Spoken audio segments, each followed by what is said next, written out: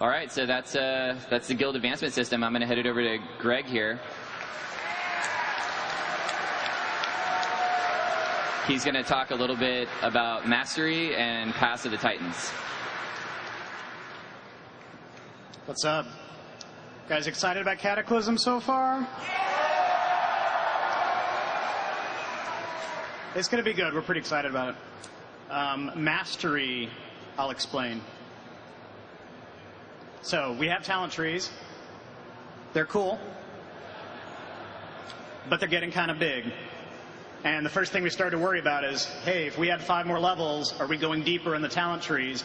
And you're going to have to be like scrolling down, and everyone's going to have to learn new builds. And we also have this problem where a lot of talents are trying to do 3 different things. You'll see this a lot, particularly in some of the newer talents. Warlock DPS is too low. Oh, we'll tack a little bit onto this talent that we know they all take. And so the talent descriptions get really long and convoluted, and they're kind of hard to understand. We also have this problem of passive bonuses competing with fun or utility talents. The fun talents are something we want players to get, but we know that everyone feels like they have to get the basic talents that let you do your job. Your DPS, you can't pass up anything that's like a 5% DPS talent. You have to get those, and there's a lot of talent trees that have maybe just a few points that they can actually spend on what they want to spend. We think that sucks. So we've made ourselves a little bit of work for Cataclysm. We're going to take a lot of the passive talents and just get rid of them. And you will earn the passive benefits you would get just for spending points in that tree. Yeah. I've got a mock-up in a second. It explains, it's pretty easy to understand. You can still decide, hey, I'm a combat rogue or I'm a balanced druid, and you still get the benefits you would want, but you can get a lot more fun talents. And we can unkitchen syncify the talents. That's our big word for talents that are trying to do 5 or 6 different things, and usually the last thing is, oh, and also add some healing or tanking ability. So we're going to prune the passive talents.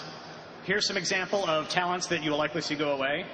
Spell power. I mean, it's a fun talent, right? I mean, you need it. It's good, but cruelty. Hardly ever seen a warrior without cruelty. And fire and brimstone is one of those, like, hey, it needs to do this and this and this and this and this to make sure that Destro Warlock DPS is where it needs to be. So the kind of talents we want, that we want you to be able to get and the kind that we'll add more of, are things like body and soul. This is a fun talent. If you PvP as holy, well, first of all, good luck. But secondly, it's a pretty useful talent there. It's not the kind of thing you would normally take for PvE, because you'll say to yourself, well, why would I take that? I need something that improves my healing. We want you to be able to take things like this in PvE. They may be more situational, but they're fun. Lightning overloads. It's a pretty cool talent.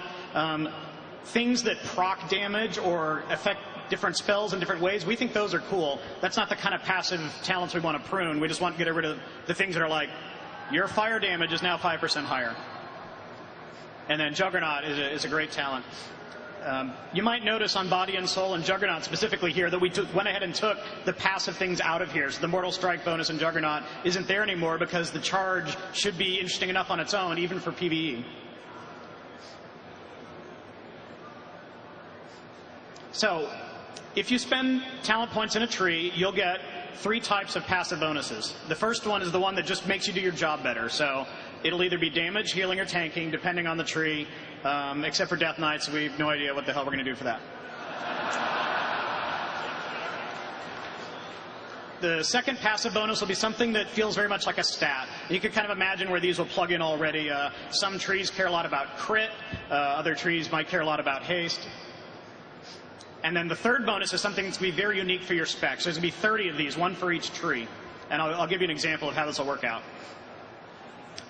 And then the new stat that we put on gear, the mastery stat, will modify this third one. So when you look at a piece of gear, it might say, oh, increases my poison damage, while a balanced druid might look at the same piece of gear and it'll increase a different stat for them. And then if you use dual spec or respec, the mastery you have will go ahead and switch to modify what you do better.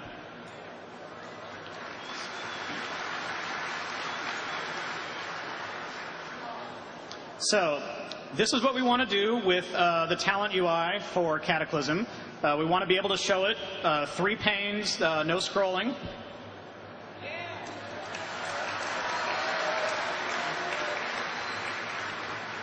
And then you can see the passive bonuses you get for spending points in each tree. You can imagine as you spend an extra point in Assassination, those 3 numbers on the bottom there, melee damage, melee crit, and poison damage would all go up. And then you can see that in the combat tree, melee damage still goes up because you're a rogue, you need to do more melee damage, but then something else might change. In this case, armor penetration. And then subtlety would be different. So there might be diminishing returns so that you don't want to keep piling all of your points into one tree, like you don't want to go 61 into combat or something, but there's also benefits to going sideways into different trees, and you don't have to worry about the specific talent that you get so much as just spending points in that tree. We also put armor penetration as green for the combat tree. This is because this character has mastery stat on their gear, and it's improving their armor penetration even more. So, like we normally show stats that are affected by gear show up as green, in this case, the character has most of their points spent in combat, so that's the mastery stat's going to go. Got all that?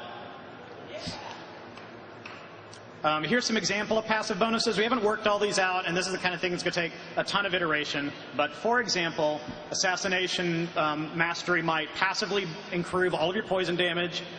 Subtlety might lower energy costs for your attacks. Beastmaster might improve pet damage, and Marksman might improve focus regen, because of course, hunters no longer care about mana.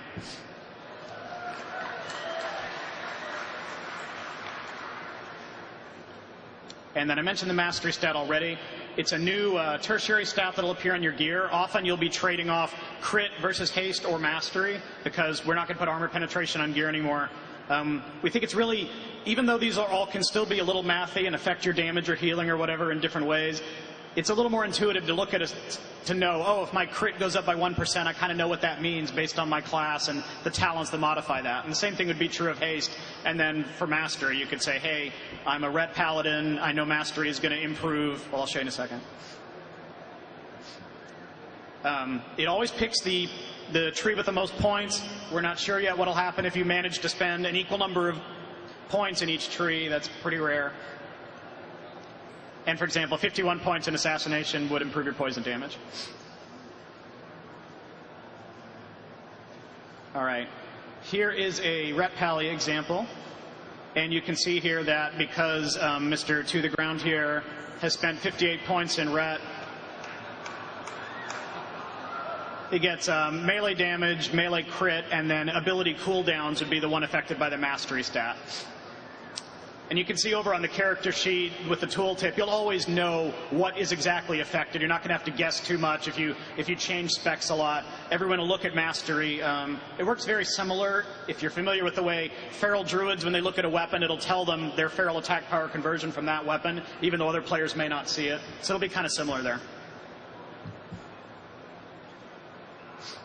All right. Last part of the talk. So we have this new feature called Paths of the Titans. And what we want to do with this feature is reward character progression at max level. What happens is you get Wrath of the Lich King, you're jamming out your levels, you get 10 levels to go. It's really, really fun. You're like constantly improving, new abilities, new ranks, new talent points. Then you hit 80, and it really slows down. And, you'll get loot.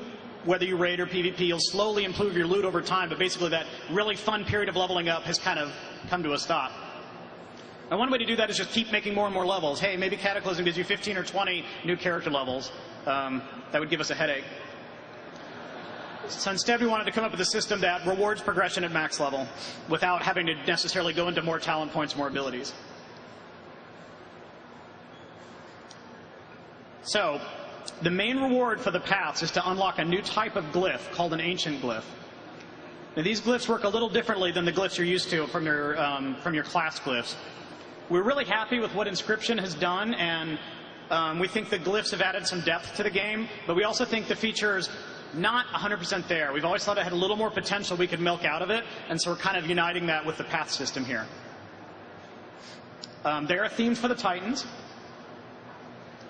And they're not at all part of the Inscription profession. So Inscription will continue to make your class-specific major and minor glyphs. Ancient glyphs is from an entirely new mechanic here.